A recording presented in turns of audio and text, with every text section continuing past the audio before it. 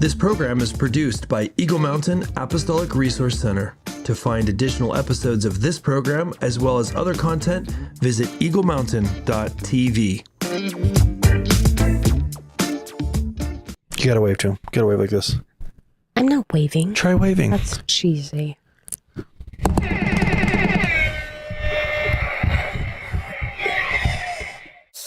I have never, I'm going on record right now, I've never had a harebrained idea. He's had lots of ideas that have hair on them. Did you just say I've had lots of ideas with hair on them? Yes. Okay. Oh my goodness. What? The devil? I found him. Why am I not surprised that he's in here? He's over here in this bucket. Here he is.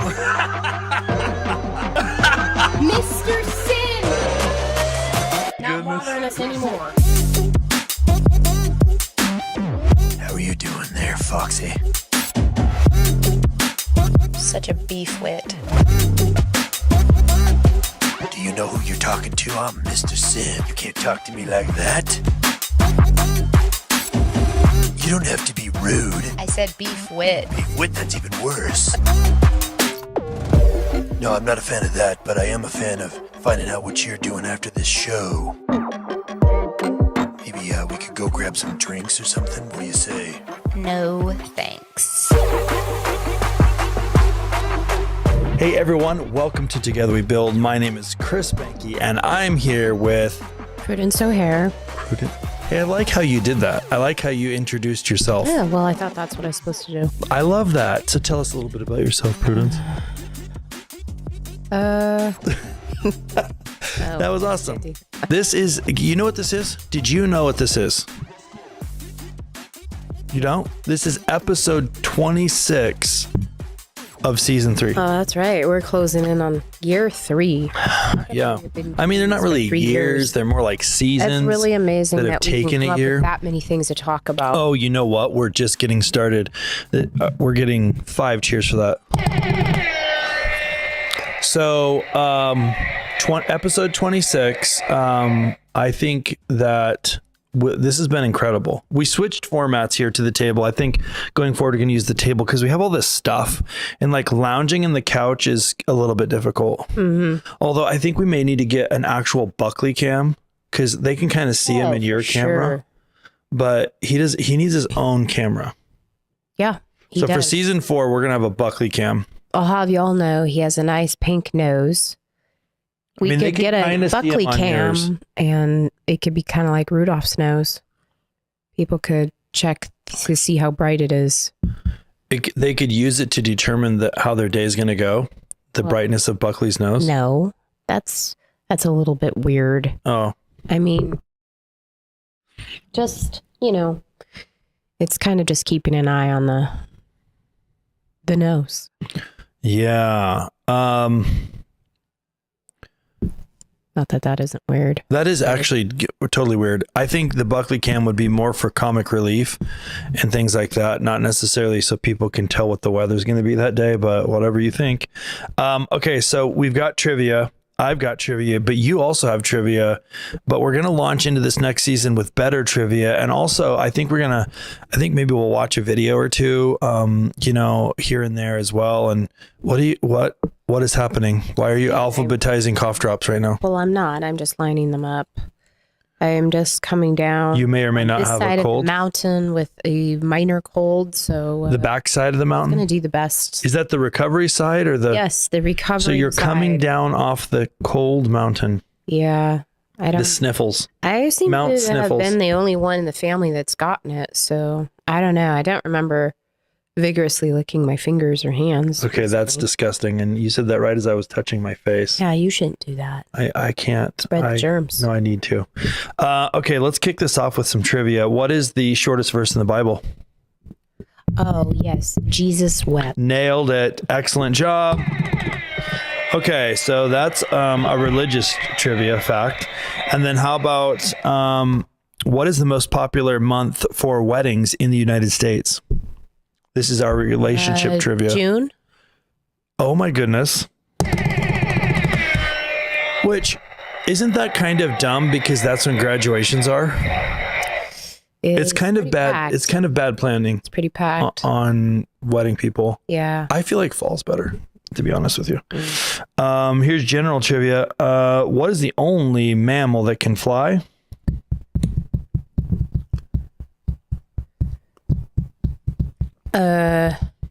You know this, and you think they're cute, even though you're incorrect. A bat? A bat. Yeah, I like bats. Okay, so you have literally just scored 100% on the final episode of season 3. Congratulations. Let me shake your hand. Did you purposely pick that? No. Nope. I just said I want some trivia that's general. I want some Bible trivia, and I want some relationship trivia. I got a new game, which we'll use on our family podcast too, which is called Save It for the Podcast. Oh yeah, look at this. Save It for the Podcast. By the way, you can get this sweet merch over at chrisandprudence.com. So where can they find Save It for the Podcast? Because it's not going to be where this program is. It's going to be on YouTube. Yeah, this program is on YouTube, and also Save It for the Podcast is on YouTube. You can find that at the Chris and Prudence. You can go to chrisandprudence.com on our website, or you can also just go to the Chris and Prudence YouTube. If you just go to YouTube, search for Chris and Prudence, you'll find all sorts of things there. You know what else you'll find there? You'll find shorts about the Nexus, skits. Now, we don't have too many of them because you guys have dropped the ball. Well, we've been on summer break. But Prudence and the crew are creating Nexus skits, which is amazing. And then you'll also find Together We Build, and you'll also find Save It for the Podcast. Take a second. What is Save It for the Podcast? What is that? Well, it's our family podcast. We are missing one child in it because she doesn't live around here, but it's us with our kids. I love that. I absolutely think that's super serious. It's pretty much 100% not serious. Probably I would say it's a serious waste of time to watch it. So are you kidding me? It's not a serious waste of time. Okay. So you have some trivia, and then I want to watch a quick video before we actually launch into this topic. By the way, this topic is actually very important. I think a lot of people have gone through this sort of thing and they feel very alone. I know that we felt very alone. So this is an important episode that we want to get to in just a moment. So tell me what this is actually. Okay. Well, I don't want you to embarrass me. It's just, I should have known that. This is an actual game, but we're not going to actually play the game. We're just using it for trivia. So, I see. In what year did World War I end? Oh, I should have known that. I have no idea. I think it's like you don't 1918 or something. It's not. Oh. We're in the early 20s. I actually have no idea. I don't know. Okay, let's see. 1918. I did not cheat. You are the school teacher, by the way. Well, so are you. You just don't teach the history. Yeah. I like history. I didn't do amazing at it. Okay. What color is the middle band of the German flag? I think I know this. I think it's yellow. Yellow? Yeah, I think it's yellow. Okay. Oh, it's red. It's when I red, said yellow, black and yellow, isn't it? When I said yellow, I actually meant red. Well, isn't it yellow, black, and red? I mean, I think it is. So the middle band. I meant red. You distracted me with those yellow earrings and all of your beauty, but I was actually thinking red. Okay, so I got it right. What quote do we associate with Uncle Sam? I want you. We need you. Okay. I want you. I want you. You're correct. You know what quote we associate with Uncle Sam is, "Are you kidding me?" That's what we really... How about this one? How do you say astronaut in Russian? Cosmonaut, obviously. She should have known that. See, you did know a Russian word. I didn't know that was Russian. Yes. All of the astronauts, they're all. We all know that the with each other. Hindenburg caught fire, but what was the Hindenburg? Do you know? Yes. It was a giant blimp. Filled with helium or gas or no. It was definitely gas. I don't know what kind. Well, helium is a gas. It was an airship, a Zeppelin. A Zeppelin. I love it how they're called Zeppelins. I don't know why, but that is super funny. It's a really good word. Zeppelin is no, alien. listen to me. Zeppelin is a, I'm just going to. Zeppelin is a very high quality word. I believe it was filled with, I don't think it was helium. It's very obvious. I should know that. It's like on the tip of my head. It's a very explosive gas, and it's like hydrogen, but it's not hydrogen. I don't think. Okay. It's for sure not hydrogen. Last what? one. Wait, no, I have to look this up. I forgot the mouse pads for these microphones. What's the last one? I don't think I know this. What was the Hindenburg filled with? Okay, what's your final answer? Come on, Google. Propane. It was for sure not propane, but good guess. No. My computer is just sitting here. Okay, let's move to this one then. What neurological disorder involves falling asleep involuntarily and randomly? Narcolepsy, obviously. I'm surprised you didn't know that. Yep, you're right. I'm always right. You're right. Hydrogen. I was right. Hydrogen gas. 16 large bladders inside the airship's rigid aluminum framework. The hydrogen was lighter than air, kept the ship aloft. Then Hindenburg was also filled with diesel fuel. That was to power the... Do you like that sound effect? Okay, we got to get moving. Okay, let's get moving. Okay, I'm going to play this video that just reminded me of us as we finalize this season. Here we go. Oh.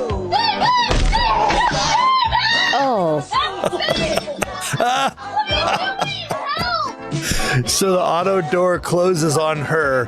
He runs over directly into the trailer hitch and about passes out. Okay, let's watch that one. It's worth it. One more time. So the auto door is closing on her. She freaks out. He runs into that, and it's just absolute calamity.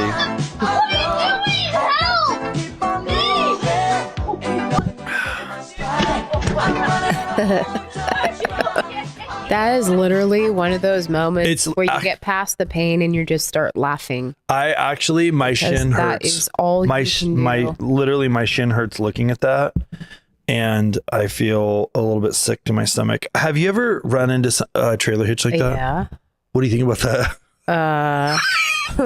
I just boy, that's going to leave a mark. I'll tell you what. I feel like the last couple years that we've gone through is the equivalent of running into that trailer hitch in life with your shin. What do you think about that? Is that like such a perfect? Is that literally not just the absolute perfect picture? Yeah. Yep. It's definitely resonates. Okay. All right. So this one, what do we call this? When business partnerships fail, navigating the pain of a professional divorce. Oh, I hate this subject. Okay. So I think, why do you hate it? Because it is so awful to have to go We've through. learned the lesson, babe. Give me 5. Have we? I mean, I'm giving us to cheer. I believe we've learned it. Say that, each situation can be very unique in and of itself. Like, our lives aren't over. We don't know what's ahead of us as far as business partnerships go. That's true. That's true. I definitely feel like, well, let's get into it. Okay. So first of all, let's set the stage. So professional divorce. So when we say that and why we use that is, what? Don't touch your face. You're going to get a cold. I can't. Here, you need something to touch? Here, fiddle with this. There's your I can't do that. I have to touch my face a little bit. Toy. So basically, let's set the stage here. A cough drop? Yeah, you're going to play with that rather than your face. No. So basically, we have been serial entrepreneurs for what, 20 years, 25 years? Yeah. 400 years? It's entrepreneurship is like dog years. So I think for every year that passes while in business, it's like 5 regular years. So we've actually been in business for over 100 years. That's what it feels like. So we have started or co-started over 15 different businesses. Most of them haven't succeeded. Some of them have been pretty awesome, but in that time, we've had business partners for most of those. And there's a couple of situations where we're going to talk about today. We're not going to mention specific names. We're going to actually talk about the real situations, two different situations that we had to go through. And when we say professional divorce, what we mean by that, and then just jump in here, Prudence, but what we mean by that is when you're in business with someone, it's like a marriage. You can't just stop. You can't just say, it's not like, hey, I'm part of a, racquetball club and I play every Thursday and I'm really sick of Fred down there, so I can just stop going. It's not like that. You have, sometimes it's more difficult to get out of that relationship from a legal standpoint than a marriage. Actually, I would say a lot of times it's actually more difficult to get out of than a marriage. So you're kind of in this situation where maybe you have recognized it's not good. You need out. You should be out. It's damaging. It's like a dangerous situation, so to speak, but you can't for a lot of different reasons. Maybe you've invested too much, or maybe from a legal standpoint, you can't. I don't recommend business partnerships if you can. You don't recommend them at all? No. Just not at all. Not at all. There's definitely, you for sure haven't read all these notes, because there's definitely a time and a place for where they do make sense. And from a biblical standpoint, it's important. Here's what I will say is that it is super risky to go into business with friends and come out the other end as friends. Right. Totally. It's just, I don't recommend it. Yeah. If you value the relationship. Yeah. I think that it is, I agree with you, but I also feel like sometimes God has called that. I think, Ecclesiastes 4:9 comes to mind, 2 are better than one because they have good return for their labor. If either of them falls down, one can help the other up. And there's dozens of Bible verses where your Bible talks about the importance of like collaboration. So I do think there is a time for it, but I think that it should be not the first choice unless you feel God is calling you to partner with someone, and the amount of time and care to determining who you should go into business with should be as great as the time you spend picking your spouse. Yeah. And I think that that's almost never and I think that's happens. Probably, it would be fine to go into business with friends if you could guarantee that both of you are going to act sane and rational and want to do everything possible to maintain your relationship where it needs to be. Yeah. But you can't guarantee that the other party is going to do that. Totally. So that's... Yeah. And this is why we're saying, you should take as much care with that as you would for picking your spouse. Mm-hmm. Because essentially you're picking a spouse for business. Yeah, you are. Yeah. So there's a couple things, obviously I think at the high level, there's 2 important things to just start off with is choosing the right person. You have to pick the right person. Proverbs 27 says that as iron sharpens iron, one person sharpens another. And basically, when I think about that from a business context, I'm thinking of the critical importance of picking someone that's actually going to sharpen you, not dull you. And sharpen means that there's friction.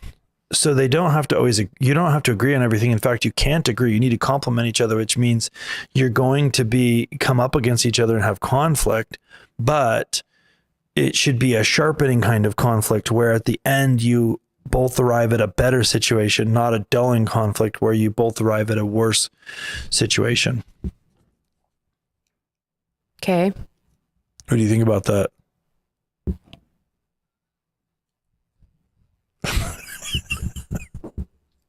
You don't like the sharpening part? Well, that's the part where a lot of us get hung up on. I think that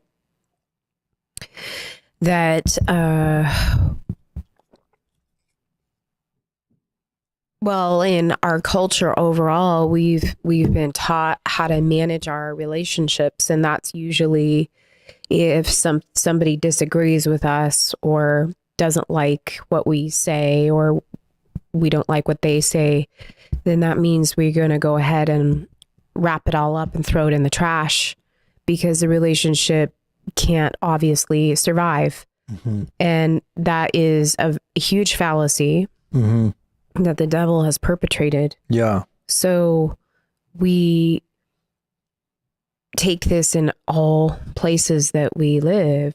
Mm-hmm. It's not just business, but we see it in business. Yeah. Because it's a big part of our lives. Right.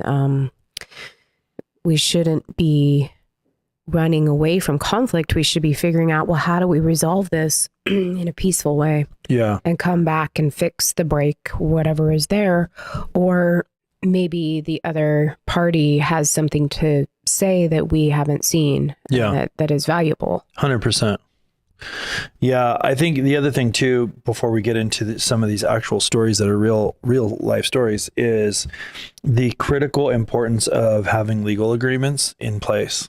And one of the stories we're going to talk about, we had legal agreements in place and it still went sideways. But what I will say is that we've done a lot of entrepreneurship on our own, and I've also worked with a lot of entrepreneurs over the years from a coaching or mentoring standpoint, or advising from a strategy standpoint.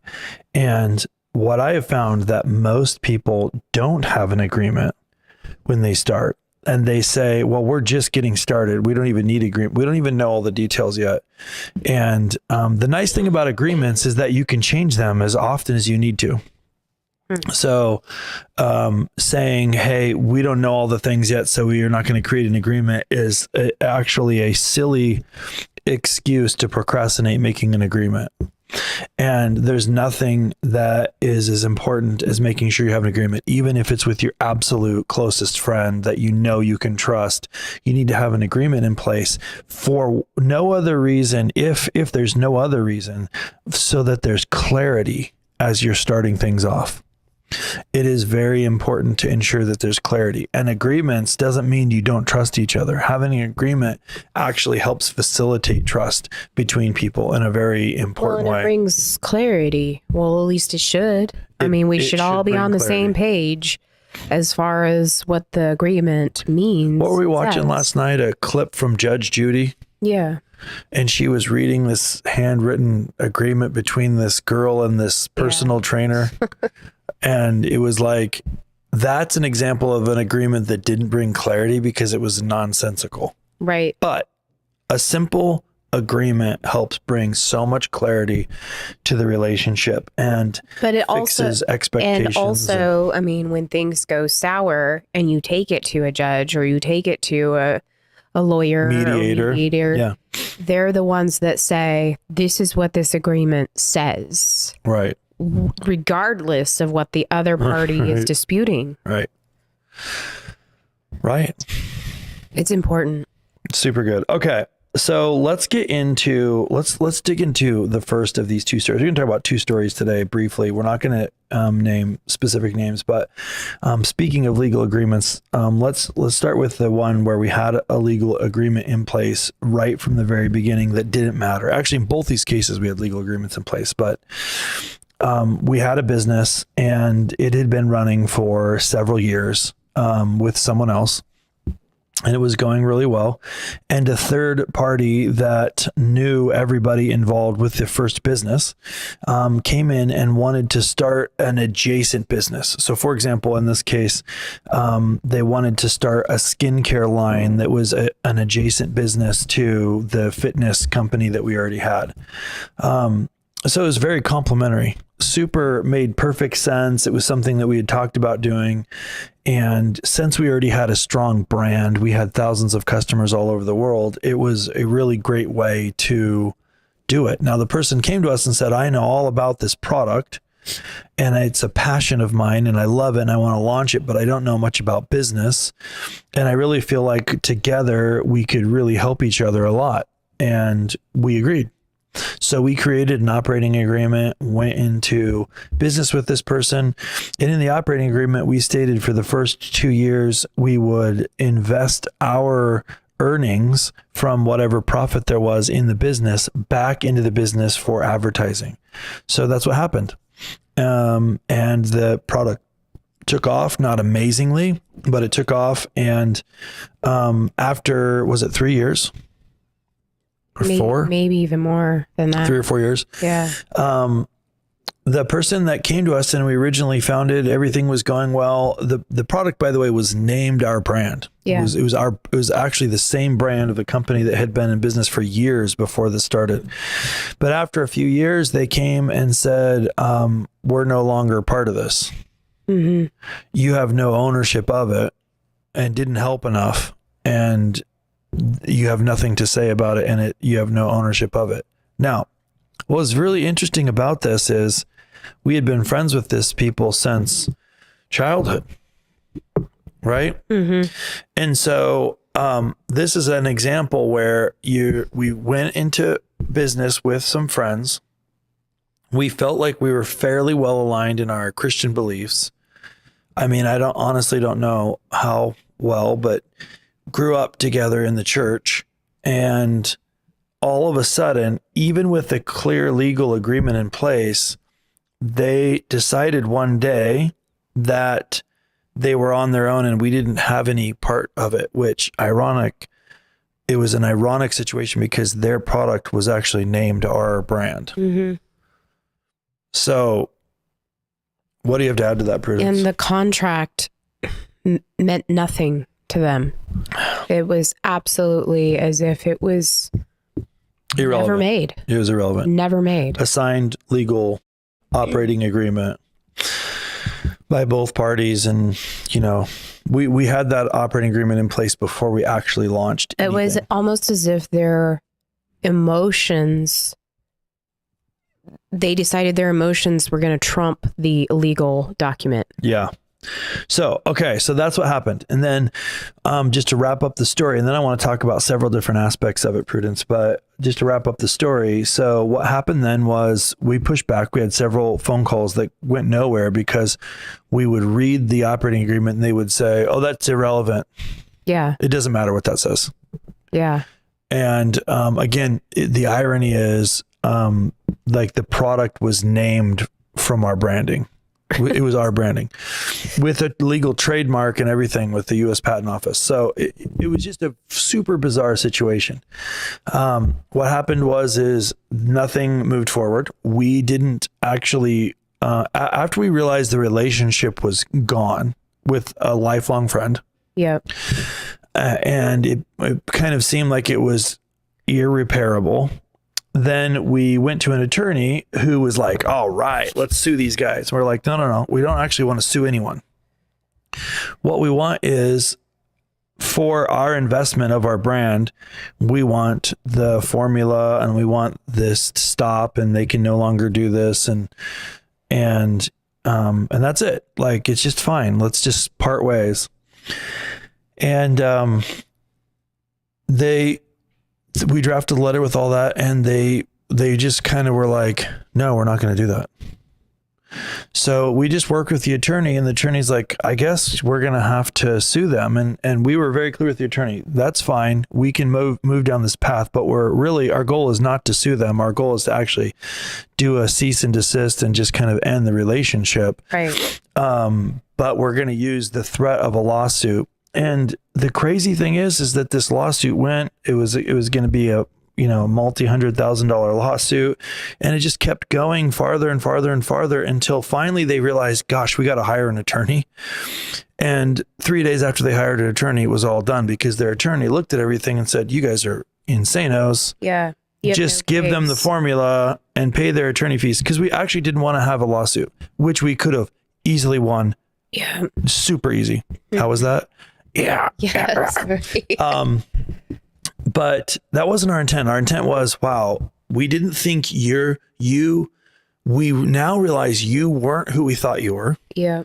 We need to end this, and let's end it and not do a thing where, all right, now we're going to like sue you guys. Which we had legal right to do. Yes. And of course the attorney's like, yeah, let's get him. So part of the lesson that I don't have in the notes is you got to pick the right attorney, because they will see an opportunity to take advantage of someone, and it's completely legal, but it might not be the right thing to do from a kingdom perspective. Mm-hmm. So that's super important also, just a side note. So it ended. They had to pay everything. Their second, like 2 days after they hired an attorney, and that attorney reviewed everything ended. They signed over everything. They paid for our attorney fees, which we were trying to keep low because we knew they were going to have to pay them eventually. Mm-hmm. And then that was it. That was the end of it. But this was crazy. So I want to talk about a couple things. Like, this was a lifelong friend, especially to you. So like, what was the relational cost? Like, what was the emotional cost from that? Well, I mean, I think I didn't understand why this friend would choose this despicable thing. Like this weirdo, mind-bending thing. Yes. Over relationship and years that we had building relationship out. It was mind-blowing to me that somebody would want that over valuing a friendship that they'd had for 30 years or however many years it was. Very weird. It was preposterous in my mind. Yeah.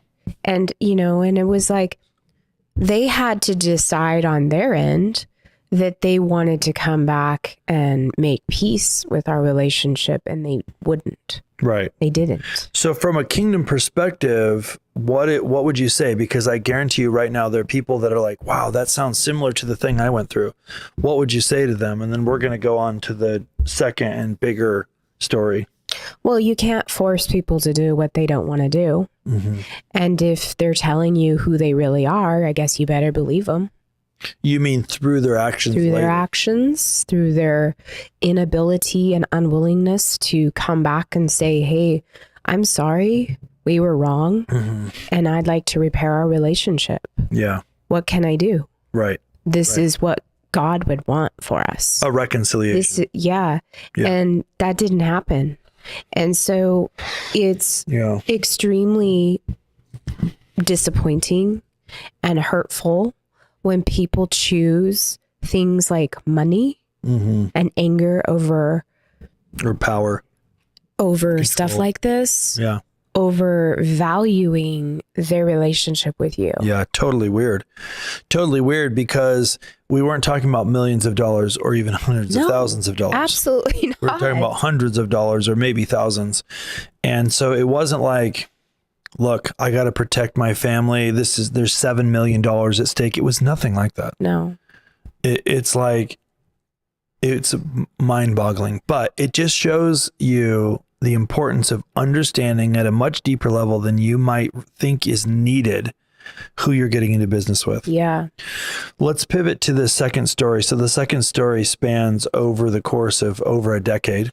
And basically we had some friends that we were very close with. Now we were very serious about our Christianity our whole lives.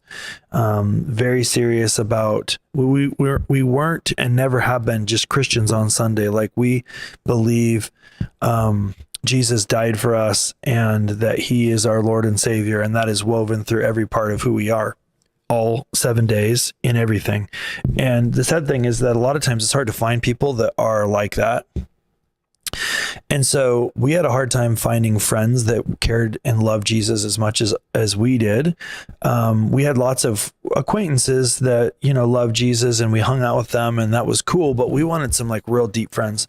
So we finally found some friends that just really seemed to share an excitement about Jesus as much as us and wanted it woven through all of different parts of their lives, including business. They were also entrepreneurs. They also had children the same ages of our children.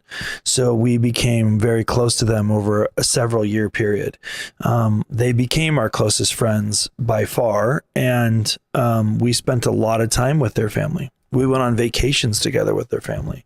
Our kids became close friends with their kids. And it was pretty awesome, actually. There were definitely some red flags. I think there were some religious spirit red flags that we just didn't want to think about, I think. But also part of that is you don't agree with everything your friends, you don't have to agree on everything. No. So they were entrepreneurs, we were entrepreneurs, and after we'd been friends for several years, we decided to form a company together. We built that company. That company started to become successful. That company evolved into a new kind of company, and that company became even more successful. And there was some point of time there where it was very difficult. We were growing really fast, but it was also extremely stressful. Money was always very tight. Revenue was always hard to come by, but at the same time we were growing. It's the start. It's the life of a startup. It's totally to be expected. We did have legal agreements in place, operating agreement and so forth. And, we were trying to do everything really well. We were trying to use kingdom principles in every part of that business. And then it kept growing. We decided to move that company from the Portland area to Central Oregon. And during this high growth period of it, and again, it was very stressful, very difficult. We had poured in everything, all of our savings and retirement accounts and everything that we had built up, anything that we had, every ounce. Like the whole family was involved, like to save money, all our entire family, even little kids would be down there vacuuming to save money on cleaning services. It was like all hands on deck, all in every part of our lives into this business. Prudence, you want to add anything to that story before we talk about the dark turn? No, I mean, I don't know that I have much to add other than... you were tightly involved, but not tightly involved. What was your perspective from the outside? Well, I wanted it to succeed, so I did everything possible, even if I personally wasn't getting a paycheck. Yeah. To do and to make things happen. Yeah. And to set it up for success. So I wanted it to succeed. Right. It was exciting because it was a bright future, but at the same time it was really difficult, super, super hard. So, what had happened, and we don't need to go into all the details because it literally would take like 6 episodes for real. Like it was so much that happened. But essentially what happened at the high level was there was a relationship tear that began to happen right around the time that we were moving. Now it had been it for sure had been building for probably several years. I would liken it more to like a volcano. A volcano that was about to erupt, but then finally one day did. Yeah. So basically what happened is we were moving from Portland to Bend, the company, and we were going to have a new office in Bend and an office in Portland, and we're going to be running both of those offices. And a couple, a month after we got here or something like that, right? Mm-hmm. It's about a month or so. They came over and sat down with us and basically told us that we were horrible people and just destroyed our personal relationship. Yeah. Just absolutely obliterated it. Yep. They basically, if our relationship was tangible, they literally... lit it on fire. And then put it in the toilet. But not a clean toilet, a porta potty. And then left. So at that time I was like, I need to get out of this business. Yeah. I think I need to get out of this business that night. And Prudence was like, no, we've invested too much. And I still don't know. Well, because I saw very much like the devil's hand was operating 100% in what he wanted to destroy, and he was using people's immature emotions to develop lies and accusations and stupid craziness, silly things. And I didn't want us falling for that trick as far as what I saw happening. Yeah. So at that time, we decided to stay, and then became this very strange situation where for the next 2 years, basically 2 full years, I would go to work every day, and this is work, like a lot of work. This is like 60-hour work weeks work.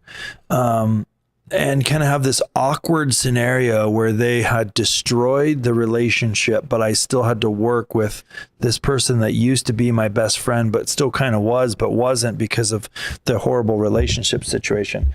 Now, we immediately tried to employ a biblical type of reconciliation.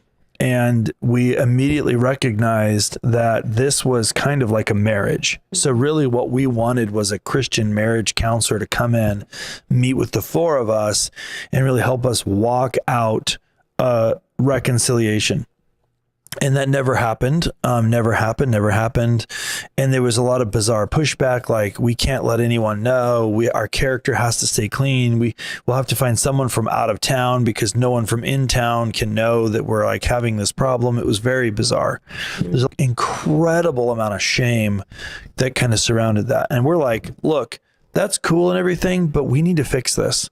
And there was no effort ever made in reconciliation ever. And then eventually, after a long period of time of us kind of like driving that, like, no, this has to happen. This has to happen. An unqualified person that was already familiar with this scenario kind of served as a poor quality mediator, not equipped, not qualified, but they did their best. I mean, they tried, but they sucked, to be really honest. And kind of brought us together, and we had a period where the woman, who was the primary driving factor in destroying the relationship, kind of made like a half-hearted apology about the way she brought about the accusations, but not the accusations themselves. So in some ways it was an apology, but in some ways it actually made it worse because it was kind of like doubling down on the accusations. And that was it. No real repair, everything very awkward. And then about a year before we had to close down the business, there were several things that started to happen that were strange, that my business partner and their family were doing that did not fall in alignment with the character that I had kind of watched them have. And we went from a company having no debt at all to having $100,000 worth of IRS debt for payroll taxes. And that is the worst kind of debt, payroll taxes, because it's actually your employee's debt. Now the government doesn't hold them accountable, it holds you accountable, but it is the worst kind of debt in a lot of ways.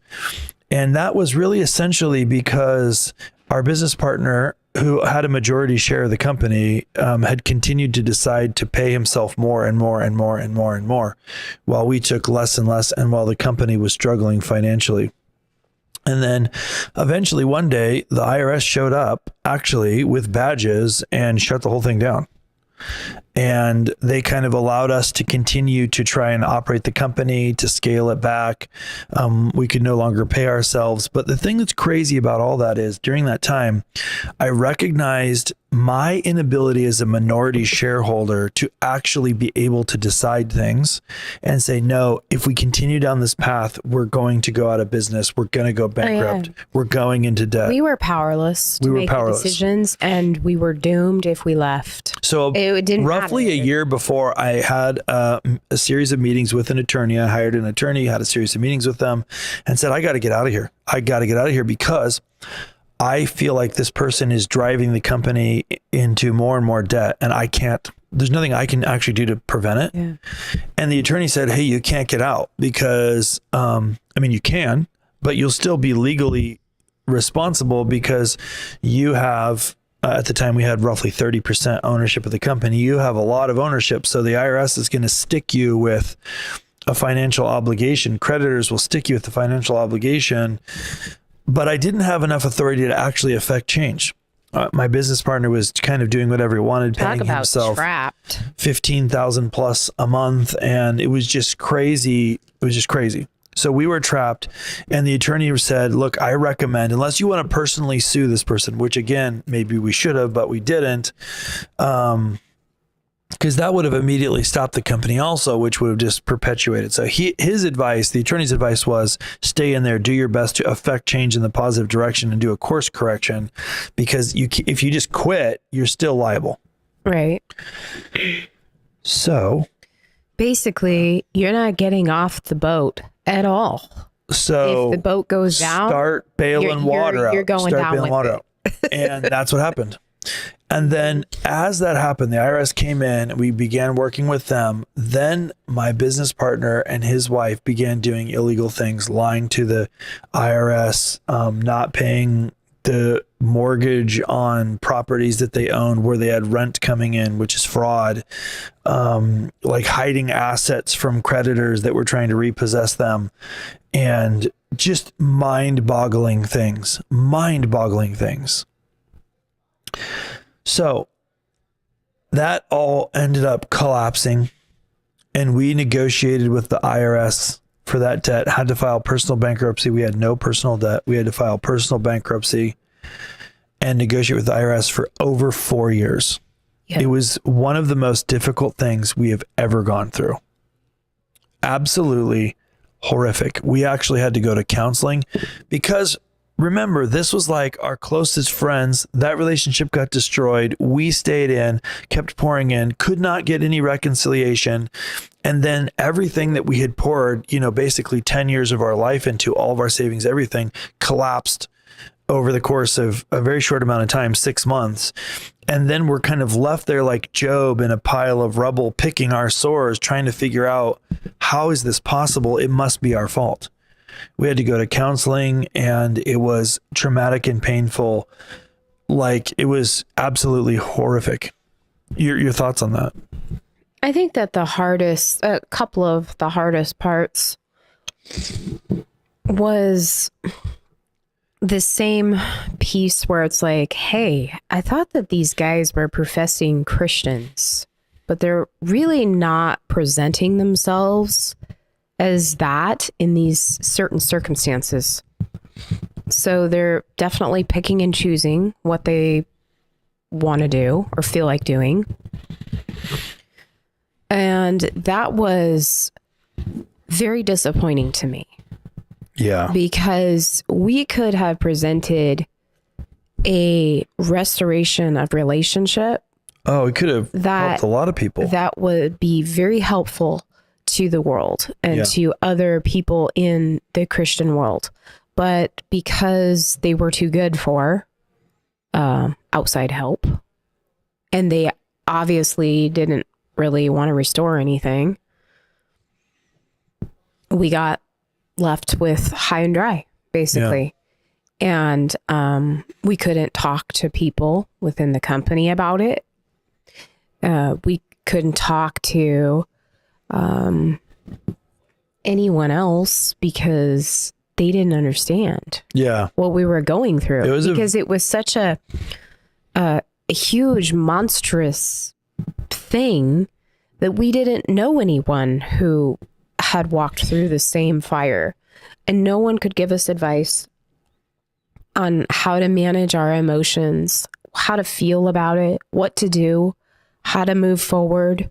It was just really an awful situation that we were stuck in, and nobody had a clue on how to help us. Yeah, I feel like this verse, Galatians 6:9, is so good. Let us not become weary in doing good, for at the proper time we will reap a harvest if we do not give up. And I think that the harvest that we reaped, when I look back, you're like, well, we didn't reap squat from that. Like, it was horrible financially, emotionally, like health-wise, everything was horrible. But that's not actually true. We did reap a harvest, and the harvest was, maybe we needed to get out of that with those guys that were dishonest when we did. Maybe it would, if it would have continued to go and became more and more successful, we would have gone down a path that wasn't what the Lord had. And I think that it's super important for us to understand that we have to have just a relentless drive to going after what God has for us, no matter what the cost is. And we can't ever let our ethics kind of slack up any just because it would be easier. There was all kinds of things that we could have done like they were doing that were gray areas or illegal that we could have gotten away with that would have benefited us in that situation. But where would that have really gotten us? Because the Lord would have still known. I think that, as we're thinking about wrapping this up, what is the point of telling these difficult tales? Well, a couple things. And then I want to hear your thoughts on this too, Prudence. But one is that I believe where we are at this time in history, one of the things that's going to be critical for turning our nation around and really the economy of the whole world will be entrepreneurship. I think that is the way of the future. I think we've moved into a season of entrepreneurship where small business is in the US, small business already is the primary employer, the primary financial driver over everything. Even the biggest corporations, billion-dollar corporations, small business is the number one driver already, and it will continue to do so. So if you're listening to this, likely entrepreneurship is part of your future. You agree with that, right? Like, that is the way of the future. You're looking at me like, if you say so, sucker, but we have two horrible stories. So with that in mind, people need to understand this. They need to be prepared. They need to have legal agreements in place. They need to be prepared to understand how hard it gets. And no matter how rosy and exciting that initial PowerPoint is where you're deciding to do a business, it will get very difficult no matter what. Yeah. That's true, because if it's what God wants you to do, the enemy's after it anyway. Yeah. So that's one. The second thing is because that's already true, I am certain that there are people that are listening to this right now that have gone through similar situations where they thought like that were just horrifically horrible. And they had to make choices where they decided, do I go this path or this path? And you got to think about this stuff in advance so that when you're presented with that choice, you make the right choice. Yeah. What are your thoughts, Prudence? Well, I think this has a lot to do with owning our own responsibility in who we say we serve. Yeah. You can't force other people to make those choices. And so in cases like this, it's really, how do you recover yourself and your own sanity and mindset and not fall into the trap of bitterness, resentment, and hatred and everything else that goes with it, because that is what the devils want for you in this case. And let's just say it does nothing helpful at all. Right. It only hurts you. It only hurts those around you. It's just a poison that we get offered to take when stuff like this happens. It's set out before us and we are tempted. Don't take the bait. We are tempted to take it. Yeah. And we cannot do it. Yeah. Because it only makes things worse. Right. Totally. It only makes things worse, and it doesn't make us feel better. Yeah. At all. 100%. It doesn't. So, we had to battle with a lot of that, and, not swallowing that down, because even though in the face of it all, it is extremely unfair. Yeah. It is extremely disappointing. Yeah. That other fellow people that say that they're believers are not big enough men and women to look past what is happening, to see their part that they are playing in it. Yeah. And make a turnaround. It's serious pride. It's a serious matter of pride. Yeah. And it's gotta fall. It's gotta fall in order for things to turn around, you know, and I can see how differently things could have turned out had the other couple decided to make a change and set down their prideful attitudes, their religious prideful attitudes, and say, oh, okay, well, maybe what I, you know, felt or said or did wasn't quite right, but we need to remedy this because I'm called as a Christian to make every effort to be at peace with one another. Yeah. And this doesn't feel very peaceful right now. Right. And I am a primary driver of it. Right. And any other pieces that needed to be taken. Like, there is no apology to us for what had happened. Yeah. We got left with nothing but a huge IRS bill. No, hey, I'm sorry that this went this way. I'm sorry I made decisions that helped put you in the hopper for 4 years. Yeah. There was nothing. Right. And we had to live with that on our end and say, no, we're going to let this go. Right. We're going to learn what we can positively from it. And what we now know is that we survived this, and we survived it, and we became stronger because we learned that the Lord was our strength through it all. Yeah. And so now we are people that can tell the next person that shows up and says, hey, I'm hurting because of this situation and I don't know what to do. We can tell them, now we're survivors of this and you're going to make it through it just fine. And here's what you need to do. And here's how you get through to get and here's what you're probably feeling. Yep. And it's okay to feel, you know, your emotions and such, but don't let it go into the bitterness root, the resentment root that will stay there, because that's only poison for you. Yeah. You're going to make it through this. This is just a one little chapter in your life. And at the time, it doesn't feel like that. It feels like it's the end. Yeah, it feels like it's the end. It feels like it's never going to end. Yeah. But it will. It's going to end. Yeah. And just really quick as we're wrapping this up, you know, some people say, hey, no matter what, you have to reconcile. Like, you're not a Christian, you're not a fallen Christ if you don't like reconcile. And here's what I'd say to that. First of all, it is really important to do everything possible to reconcile for a couple of reasons. Most people, by the way, don't. Most people just bail immediately and say, screw those guys. I never want to see them again. I hate them. And they let that bitterness kind of stay with them and control them their whole life. So that's for sure not effective, not good, not God's plan. The way that you should approach this, from everything that we've learned, is to first understand that no matter what those people did to you, because it's probably horrible, and they may not even know how horrible what they did was, or maybe they do, but it's probably horrible, is that God still loves them. He still wants them to have a relationship with him, and he still made them on purpose for a purpose, and he still cares about them. And so we should also, no matter how hard they hurt us, we should also do everything possible to reconcile. And in this example, we, tried to do everything possible, from hiring counselors and going back over and over and over again and saying, hey, can we reconcile this? And even coming back, what was it, like 8 years later or something like this, or 5 years later, and reaching back out and saying, hey, let's go grab coffee or whatever.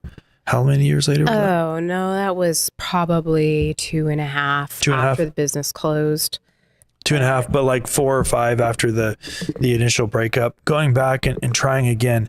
But at the end of the day, you have to forgive them. You have to look at them and recognize that God loves them and that he still wants the best for them. And you should too, but you have to let it go, and they still have to decide. So in the case with these, We did everything possible multiple times over a series of years.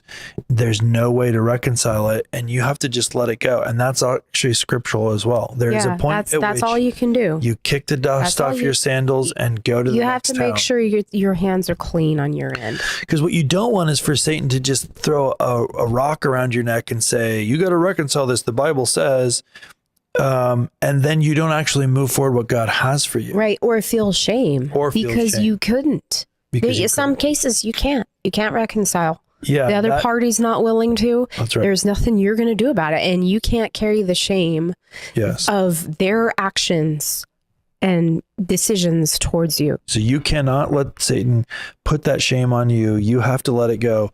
But you should and have an obligation to do everything possible to reconcile that relationship. And I think this is an important episode. I think it's a little bit of a downer to end season 3 on, but I think it's an important relationship because I do believe that as we move into this next season in just the whole world, there's going to be more and more people that are going to need to come together to learn how to work together. It's why we developed the Human Nexus and all the God designed platform and stuff is to help people learn how to work together. They need to. So things like this are going to be more and more common where there's breakups. And you guys need to understand you're not alone. It's hard. You'll get through it. Keep your eyes focused on Jesus. Do whatever's possible to reconcile, but never carry the shame of what happened. Just for sure, don't do that. Any final thoughts, Prudence? Well, I just would think that of all the people in the world, God's people should know how to walk through these issues and come out the other end in a repaired format. We should be setting the restored relationships should be the normal. Yeah, it absolutely not should. The exception. Totally. And unfortunately, we're all very active in choosing the easy route out, which is not dealing with what's in front of us. Totally. And hoping it will just go away. Yeah. So let's all commit together to go forward into the future, committing to do what it takes to reconcile, to do what it takes to never carry the shame of things that don't work out, and to be really wise as serpents, gentle as doves, wise about who we get into partnerships with and how we approach it, and getting wise counsel and having other people come around us and help us. Let's be really smart, because I think what's needed in the future, what's going to be needed is more collaboration than ever. There's going to be more partnerships than ever. It's going to be more opportunities than ever for Satan to attack us in this way. So let's not let him do that. Amen. Okay. Thank you so much. This has been an amazing season. If you want to watch any of the episodes of Together We Build, just pop over to chrisandprudence.com. You can find all the episodes there. You can also find links to this other thing that Prudence was mentioning, Save It for the Podcast. And there's merch and other stuff. We'd love it. We'd love your support. This whole show is produced by Eagle Mountain TV. You can learn more about Eagle Mountain and support what we're doing there at that ministry over at eaglemountain.global. We're about to kick off season 4. I'm super pumped for it. The first thing we're going to get into in season 4 is we're going to talk about creativity in a surprising way, I think. And we're going to talk about why it's so important. So you're going to want to stick around for season 4, which is going to get started soon. So be on the lookout for it. Other than that, we'll see you on the next one. Yep. God bless. Thank you for watching Together We Build with Chris and Prudence. To learn more about this and other amazing programs, visit eaglemountain.global. To learn more about Chris and Prudence and the ministries they serve, visit chrisandprudence.com.